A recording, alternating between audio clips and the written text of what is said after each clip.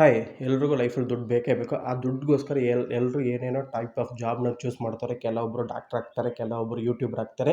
ಈಗ recent ಸ್ಟಡೀಸಲ್ಲಿ YouTuber MBBS‌ಗಿಂತ ಜಾಸ್ತಿ ದುಡ್ಡು ಮಾಡ್ತಾರೆ ಅಂತ ಒಂದು ಇಶ್ಯೂ ಸ್ಪ್ರೆಡ್ ಆಗ್ತಾನೆ ಇದೆ. ಅದು ನಿಜಾನಾ ಅಂತ ಕೇಳಿದ್ರೆ ಹೌದು ನಿಜಾನೇ. ಯೂಟ್ಯೂಬರು MBBS‌ಗಿಂತ ಜಾಸ್ತಿ ದುಡ್ಡು ಮಾಡ್ತಾವ್ರೆ. ಒಂದು ಟ್ವೀಟ್‌ಗೆ 25,000, ಯೂಟ್ಯೂಬ್ ರೀಲ್ಸು, ಇನ್‌ಸ್ಟಾ ಶಾರ್ಟ್ಸ್‌ಗೆ 3,00,000, ಯೂಟ್ಯೂಬ್ ಲೆಂತ್ ವಿಡಿಯೋಗೆ 7,00,000 ಅಂತ ಬ್ರ್ಯಾಂಡ್ ಕಡೆಯಿಂದ ಕೊಲಾಬರೇಟ್ ಮಾಡಿ ಇಷ್ಟೊಂದು ದುಡ್ಡು ಪಾಕೆಟ್‌ಗೆ ಹಾಕೊಂಡು ಹೋಗ್ತಾನೆ ಇದ್ದಾರೆ. ಸೊ ಅದರ ಬಗ್ಗೆ ಒಂದು ಕ್ಲಾರಿಟಿ ಕೊಡೋಣ ಅಂತ ಇವತ್ತಿನ ವಿಡಿಯೋ.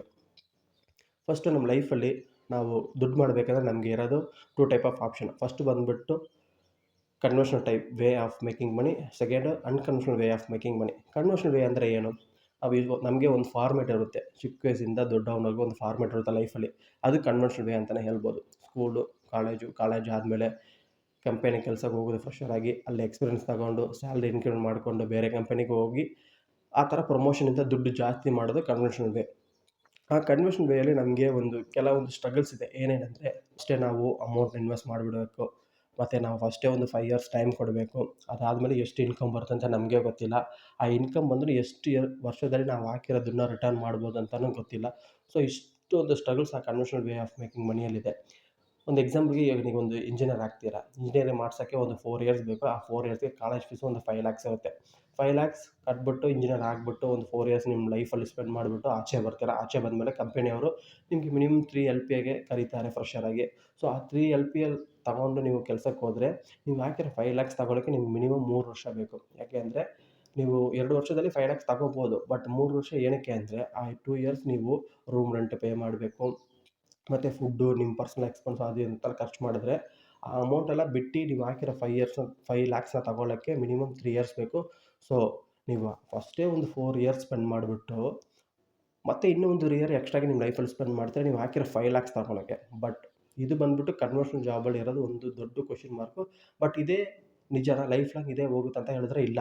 ಆ 3 ಇಯರ್ಸ್ ಆದಮೇಲೆ ನಿಮಗೆ ಎಕ್ಸ್ಪೀರಿಯನ್ಸ್ ಬರುತ್ತೆ. ಎಕ್ಸ್ಪೀರಿಯನ್ಸ್ ಇಟ್ಕೊಂಡು ಸ್ಯಾಲ್ರಿ ಇಂಪ್ರೂವ್ ಆಗುತ್ತೆ, ಹೈಕ್ ಬರುತ್ತೆ.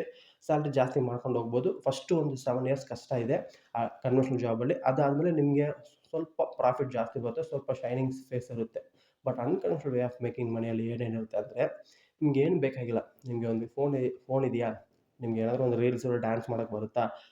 ಪೋಸ್ಟ್ ಮಾಡ್ತಾನೆ ಇರ್ರಿ. ದಿನ ಒಂದು 20 ಮಿನಿಟ್ಸ್ ಸ್ಪೆಂಡ್ ಮಾಡಿ ನೀವು ವೀಡಿಯೋ ಪೋಸ್ಟ್ ಮಾಡ್ತಾನೆ ಇರಿ. ಜನಕ್ಕೆ ಇಷ್ಟ ಆದರೆ ಸಾಕು. ನೀವು ಫೇಮಸ್ ಆಗ್ತೀರಾ. ಫೇಮಸ್ ಆದರೆ ಬ್ರ್ಯಾಂಡ್ ಬರುತ್ತೆ. ಬ್ರ್ಯಾಂಡ್ ಬಂದರೆ ಕೊಲಾಬ್ರೇಷನ್ ಮಾಡಿದ್ರೆ ದುಡ್ಡು ಮಾಡಿ ಅಂತ ಅನ್ಕನ್ವೆನ್ಷನಲ್ ವೇಯಲ್ಲಿ ಇಷ್ಟೊಂದು ಈಸಿಯಾಗಿದೆ.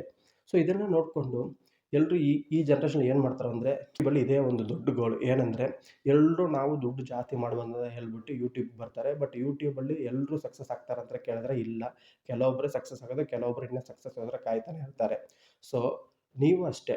ನಾವು ಯೂಟ್ಯೂಬ್ ಮಾಡ್ಬೋದು, ಯೂಟ್ಯೂಬ್ ಜಾಸ್ತಿ ದುಡ್ಡು ಮಾಡ್ಬೋದು ಅಂತ ಹೇಳ್ಬಿಟ್ಟು ಯೂಟ್ಯೂಬ್ ಕಡೆ ಬರೋಕ್ಕೆ ಹೋಗ್ಬಿಟ್ರೆ ಯಾಕೆ ಅಂದರೆ ನಿಮಗೆ ಅಂತ ಒಂದು ಡಿಗ್ರಿ ಕೈಯಲ್ಲಿ ಇಟ್ಕೊಳ್ಳಿ. ಯೂಟ್ಯೂಬ್ ಇಲ್ಲ ಅಂದ್ರೂ ನಾವು ಏನೋ ಒಂದು ನಮ್ಮ ಲೈಫ್‌ನ ಸೇವ್ ಮಾಡ್ಕೋಬೋದು ಅಂತ ಹೇಳೋಕ್ಕೆ ಒಂದು ಸ್ಟೆಬಿಲಿಟಿಯಾಗಿ ನಿಮ್ಮ ಕೈಯಲ್ಲಿ ಒಂದು ಡಿಗ್ರಿ ಇಟ್ಕೊಂಡು ಅದರಲ್ಲಿ ಕೆಲಸ ಮಾಡ್ತಾನೆ ಇರ್ರಿ. ಸೈಡಲ್ಲಿ ಯೂಟ್ಯೂಬ್ ಮಾಡಿ.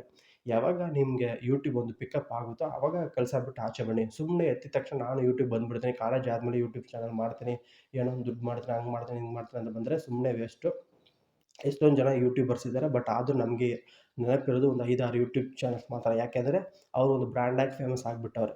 ಬಟ್ ಆದರೂ ಎಷ್ಟೊಂದು ಜನ ಬಂದ್ರೂ ನಮಗೆ ಆ 5, 6 ಜನ ಮಾತ್ರ ನೆನಪಲ್ಲಿರೋದು. ಮಿಕ್ಕಿದ್ದೆಲ್ಲ ಹಂಗೆ ಯಾವಾಗ ಬರ್ತಾರೆ ಅಂತ ಗೊತ್ತಿಲ್ಲ, ಯಾವಾಗ ಹೋಗ್ತಾರೆ ಅಂತ ಗೊತ್ತಿಲ್ಲ.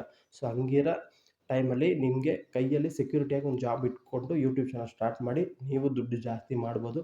ಯೂಟ್ಯೂಬರ್ಸು MBBSಗಿಂತ ಜಾಸ್ತಿ ದುಡ್ಡು ಮಾಡ್ತಾರೆ ಅಂತ ಕೇಳಿದ್ರೆ ಹೌದು ನಿಜಾನೇ. MBBS ಅವರಿಂದ ಯೂಟ್ಯೂಬಲ್ಲಿ ಸಿಕ್ಕಾಪಟ್ಟೆ ದುಡ್ಡು ಬರ್ತಾಯಿದೆ. ಬಟ್ ಆದರೂ ಎಲ್ಲರೂ ಯೂಟ್ಯೂಬರ್ ಆಗಕ್ಕೆ ಸಾಧ್ಯ ಅಂತ ಕೇಳಿದ್ರೆ ಇಲ್ಲ. ಯಾರಾದರೂ ಒಬ್ಬರಿಗೆ ಲಕ್ ಇದ್ದರೆ ಮಾತ್ರ ಆಗ್ತಾರೆ. ಮಿಕ್ಕಿದವರೆಲ್ಲ ಸಕ್ಸಸ್ ಆಗೋಕ್ಕೆ ಕಾಯ್ತಾನೆ ಇರ್ತಾರೆ. ಯೋಚನೆ ಮಾಡಿಕೊಂಡು ಈ ಜಾಬ್ಗೆ ಬನ್ನಿ. ಕಷ್ಟಪಡಿ, ಲಕ್ ಇದ್ದರೆ ಸಕ್ಸಸ್ ಸಿಕ್ಕೇ ಸಿಗುತ್ತೆ. ಮುಂದಿನ ವಿಡಿಯೋಲಿ ಸಿಗೋಣ. ಮಾತಾಡೋಣ.